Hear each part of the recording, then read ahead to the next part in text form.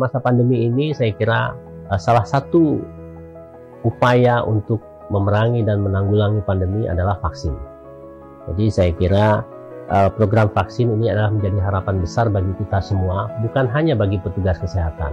Jadi vaksin ini juga kita selain melindungi diri sendiri, juga melindungi keluarga dan masyarakat. Ini yang penting.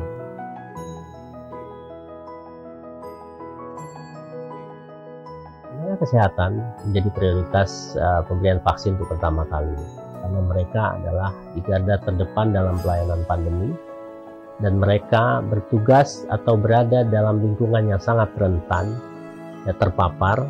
Maka tenaga kesehatan ini harus lebih aman dulu untuk melayani yang lainnya.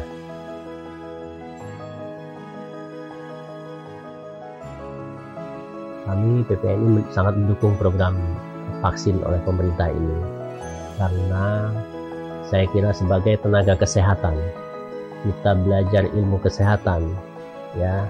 Semester pertama itu adalah bagaimana konsep masuknya penyakit. Itu yang harus kita pahami sebagai tenaga kesehatan, sehingga tidak perlu ada keraguan lagi tentang vaksin ini.